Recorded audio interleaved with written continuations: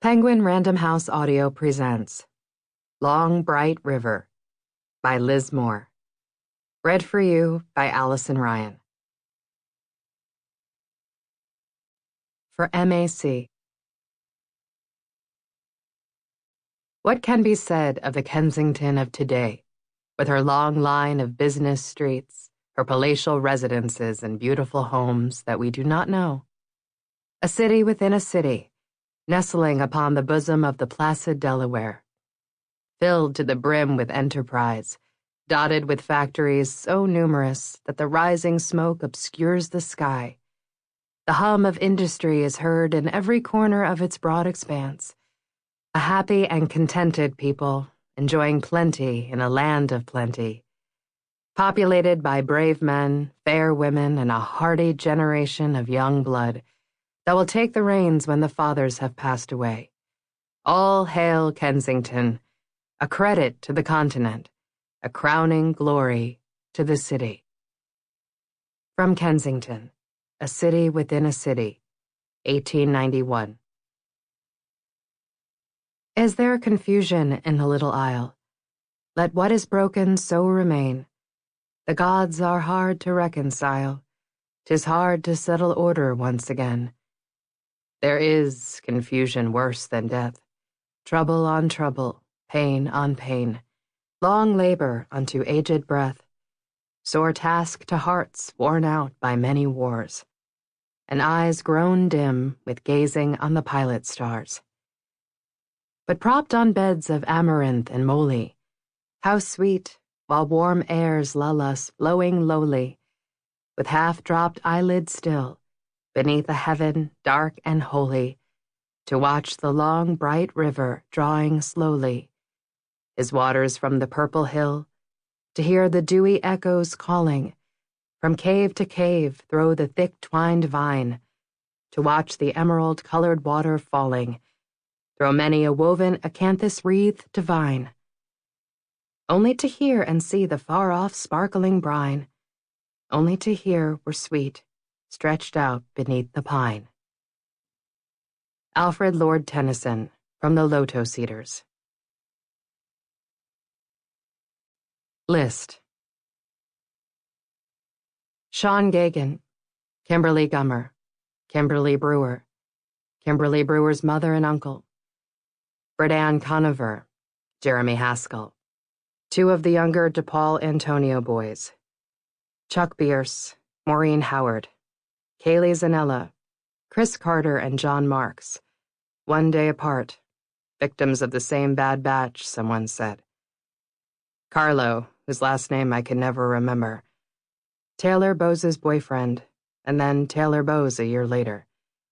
Pete Stockton, the granddaughter of our former neighbors, Haley Driscoll, Shayna Petruski, Dooney Jacobs and his mother, Melissa Gill, Megan Morrow, Megan Hanover, Megan Chisholm, Megan Green, Hank Chambliss, Tim and Paul Flores, Robbie Simons, Ricky Todd, Brian Aldrich, Mike Ashman, Cheryl Sokol, Sandra Broach, Ken and Chris Lowry, Lisa Morales, Mary Lynch, Mary Bridges and her niece, who was her age, and her friend Jim, Mikey Hughes's father and uncle, two great-uncles we rarely see, our former teacher, Mr. Pauls, Sergeant Davies in the 23rd, our cousin Tracy, our cousin Shannon, our father, our mother.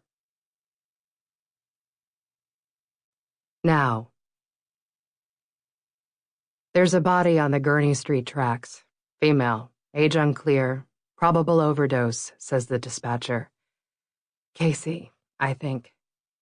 This is a twitch, a reflex, something sharp and subconscious that lives inside me and sends the same message racing to the same base part of my brain every time a female is reported.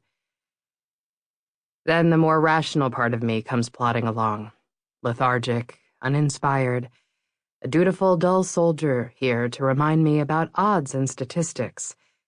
900 overdose victims in Kensington last year, not one of them Kacey. Furthermore, this sentry reproves me. You seem to have forgotten the importance of being a professional. Straighten your shoulders. Smile a little. Keep your face relaxed, your eyebrows unfurrowed, your chin untucked. Do your job. All day I've been having Lafferty respond to calls for us for further practice. Now I nod to him, and he clears his throat and wipes his mouth. Nervous. 2613, he says. Our vehicle number. Correct. Dispatch continues. The RP is anonymous. The call came in from a payphone, one of several that still line Kensington Avenue, and as far as I know, the only one of those that still works. Lafferty looks at me. I look at him. I gesture to him. More. Ask for more. Got it, says Lafferty into his radio. Over. Incorrect. I raise mine to my mouth. I speak clearly. Any further information on location? I say. After I end the call, I give Lafferty a few pointers, reminding him not to be afraid to speak plainly to dispatch. Many rookie officers have the habit of speaking in a kind of stilted, masculine manner they have most likely picked up from films or television, and reminding him, too, to extract from dispatch as many details as he can. But before I finished speaking, Lafferty says, again, got it. I look at him. Excellent, I say. I'm glad. I've only known him an hour, but I'm getting a sense for him. He likes to talk. Already I know more about him than he'll ever know about me. And he's a pretender, an aspirant. In other words, a phony.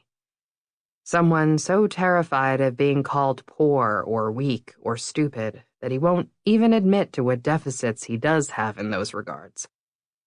I, on the other hand, am well aware that I'm poor. More so than ever now that Simon's checks have stopped coming. Am I weak? Probably in some ways. Stubborn, maybe. Obstinate. Mulish. Reluctant to accept help even when it would serve me to. Physically afraid, too. Not the first officer to throw herself in front of a bullet for a friend. Not the first officer to throw herself into traffic in the pursuit of some vanishing perpetrator. Poor, yes. Weak, yes. Stupid? No. I'm not stupid. I was late to roll call this morning. Again, I am ashamed to admit it was the third time in a month, and I despise being late. A good police officer is punctual if she is nothing else. When I walked into the common area, a drab, bright space devoid of furniture, adorned only by peeling policy posters on the wall, Sergeant Ahern was waiting for me, arms crossed. "Fitzpatrick," he said, "welcome to the party. You're with Lafferty today in 2613. "Who's Lafferty?" I said, before I thought better of it. I really didn't intend to be funny. Zabowski in the corner laughed aloud once. Ahern said, "That's Lafferty," pointing. There he was, Eddy Lafferty, second day in the district. He was busying himself across the room, looking at his blank activity log. He glanced at me quickly and apprehensively. Then he bent down as if noticing something on his shoes, which were freshly polished, somehow glistening. He pursed his lips, whistled lowly. At the time, I almost felt sorry for him. Then he got into the passenger's seat. Facts I have learned about Eddy Lafferty in the first hour of our acquaintance.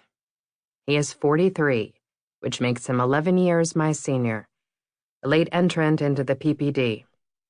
He worked construction until last year, when he took the test. "My back," says Eddy Lafferty. "It still bothers me sometimes. Don't tell anyone." He's just rolled off his field training. He has 3 ex-wives and 3 almost grown children. He has a home in the Poconos. He lifts. "I'm a gym rat," says Eddy Lafferty. He has GERD. Occasionally, he suffers from constipation. He grew up in South Philadelphia and now lives in Mayfair. He splits Eagles season tickets with 6 friends.